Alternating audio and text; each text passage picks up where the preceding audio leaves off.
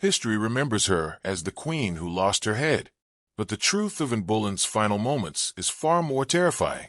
Her death was not just a beheading, it was a carefully staged performance, crafted to break her spirit, destroy her name, and erase her from history itself. What really killed Anne Boleyn was never just a sword, it was the king's ruthless game of power. Life doesn't always end in silence. Sometimes, the body refuses to accept what the mind already knows.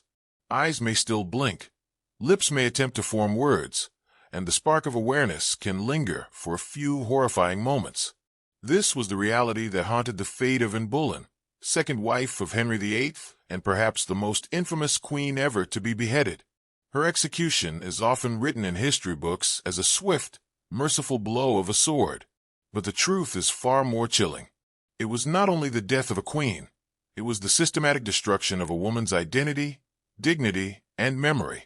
What unfolded in May of 1536 wasn't just an execution. It was theater, designed with precision to humiliate and erase her legacy forever, and had already been imprisoned for 17 agonizing days inside the Tower of London, the very same fortress where she had once prepared for her coronation just 3 years earlier. Once, she had entered those walls as England's radiant queen, crowned in a lavish ceremony at Westminster Abbey. Now she waited for death in silence. But silence was not mercy. Her execution date was postponed again and again. Every delay stretched her suffering further. Every sunrise reminded her of the nightmare she could not escape. Henry VIII himself orchestrated this torment. Instead of using an English axe, he summoned a renowned swordsman from Calais. To most, this detail is portrayed as kindness, since a French blade could ensure a quicker death. But in reality, it was a calculated spectacle. The strangeness of a foreign executioner only amplified the drama, turning Anne's death into a staged performance. Yet, in those final hours, Anne displayed a strange calm. Witnesses said she even appeared cheerful, speaking with her ladies-in-waiting, as if preparing for a feast, rather than the scaffold. But psychologists today would recognize this not as peace, but as dissociation, her mind splitting away from unbearable reality. She even joked she would be remembered as a queen without a head. Behind that laughter was the fracture of a soul under unbearable pressure. And then came the stories. Accusations that she had betrayed her husband with multiple men. Whispers of adultery, incest, and even plotting the king's death. Tales so outrageous they would collapse in any modern courtroom.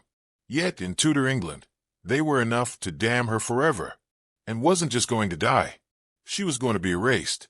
But what did Anne do on her final night, when the walls of the tower pressed in and the last grains of her life slipped away? She prayed. Records say she begged for the sacrament at 2 in the morning. For hours she knelt before the host, sleepless, trembling, whispering to a God who felt further away with each passing hour. By dawn, she had been awake for nearly a full day, her body drained, her mind cracking under exhaustion. When the lieutenant of the tower arrived to escort her, he found her laughing with her ladies. It was not joy. It was madness born of despair. Anne's execution had been scheduled and rescheduled, each change another turn of the psychological screw. She never knew if the next knock on the door would be her last. That uncertainty was torture in itself. Finally, when the moment truly arrived, and stepped into the corridors where she had once walked as queen, the very same halls where nobles once bowed and curtsied before her were now lined with guards, ensuring she could not flee. And outside a stage was waiting. But this was no towering scaffold like in the films. The stage Henry had ordered was small, barely 3 feet high. Why would a queen be forced to mount such a low platform? Because her fall needed to be close. Close to the people. Close to the jeers. Close enough for everyone to see what happened when a woman dared to rise too high. The crowd had gathered early, their voices buzzing with anticipation. Executions were not punishments in Tudor England. They were performances. Public theater, designed to teach obedience. And Anne's death, more than most, was meant to be a spectacle. People pressed in, waiting to see the woman once called their queen humbled before the blade. But the scaffold itself told a story. It was so low that Anne, unlike others before her, did not command the solemn height of a towering platform. She climbed only a few shallow steps. This deliberate design robbed her of dignity, forcing her closer to the crowd, closer to their eyes, their muttered insults, their cruel delight. The air carried not silence, but the restless murmur of a carnival, fueled by rumor and by fear, and was allowed a final speech. Tradition demanded it. She stepped forward, her figure slight against the May sunlight, and began to speak. Her words were carefully chosen. "Good Christian people," she began, "I am come hither to die. For according to the law, and by the law, I am judged to die, and therefore I will speak nothing against it." It sounded like submission, but it wasn't, and had always been clever with words. By acknowledging the law while never admitting guilt, she left a silence heavy with meaning, a silence that said, "I am innocent." But what she didn't say was just as important as what she did. Every sentence carried the weight of her daughter's future, Elizabeth, even in the shadow of death, and knew her words would echo back to the king, and Henry VIII was already preparing his next move. For Henry, Anne's death wasn't grief. It was convenience. Even as she spoke her final words, Henry was nowhere to be found. He didn't stand among the nobles. He didn't watch from the tower. Instead, he waited at Whitehall Palace, impatient for confirmation.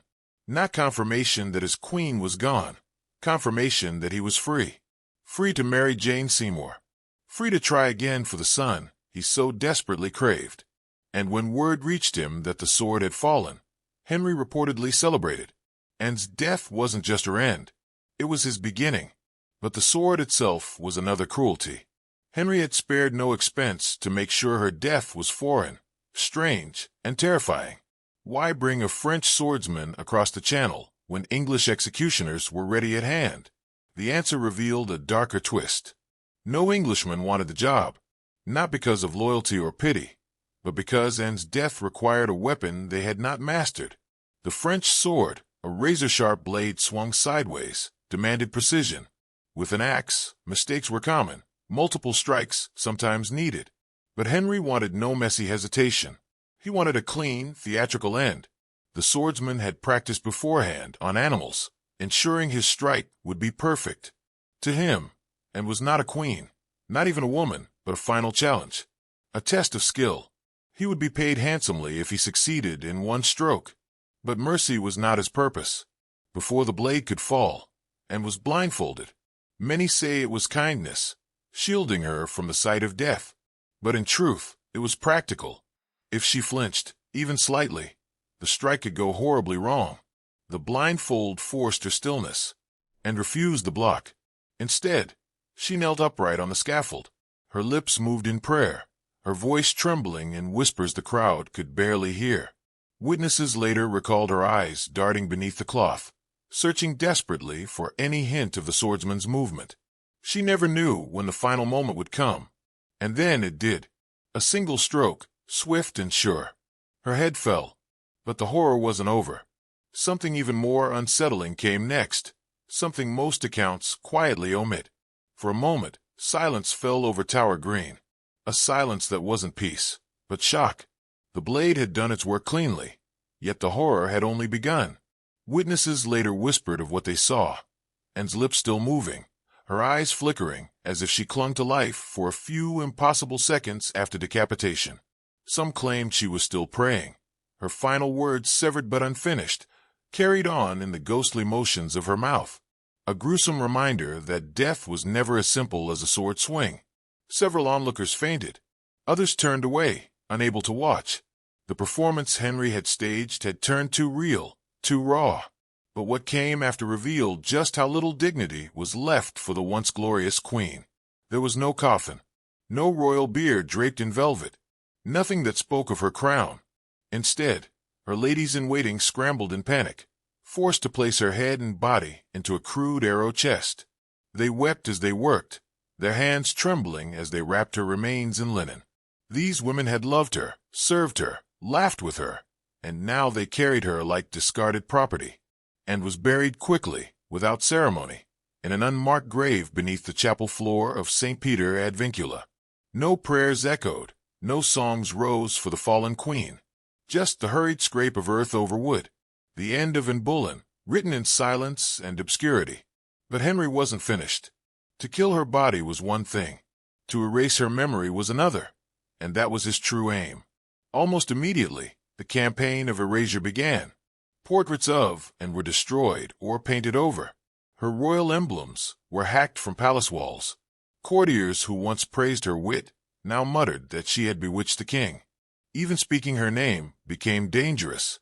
Within days, Anne was not simply dead. She was vanishing from history itself. Her daughter Elizabeth, not even 3 years old, paid the cruelest price. Declared illegitimate, stripped of her title, and reduced to near poverty, she suddenly lacked even proper clothing or attendance. The little girl who would one day be England's greatest monarch was, for now, just another reminder of Anne's disgrace. But the destruction didn't stop with Anne or her child. The very ladies who had prepared her severed head were scarred for life. They had watched their mistress die, then carried her body to a grave without a marker. Many were haunted for years. One abandoned court life entirely, retreating to a convent. Others lived with nightmares they never escaped. Henry's cruelty didn't just kill a queen. It poisoned everyone around her. And all the while, the people of London heard the bells toll, signaling their queen was no more. But if the execution had been a performance, who was it really staged for? It wasn't the crowd. It wasn't the nobles. It wasn't even for history. It was for Henry himself. Every detail, the French swordsman, the low scaffold, the shifting dates, was part of a script written not just to end Anne, but to frighten anyone who might follow her path. To show England what happened to women who rose too high. To show the court that the king's will was law, even when built on lies.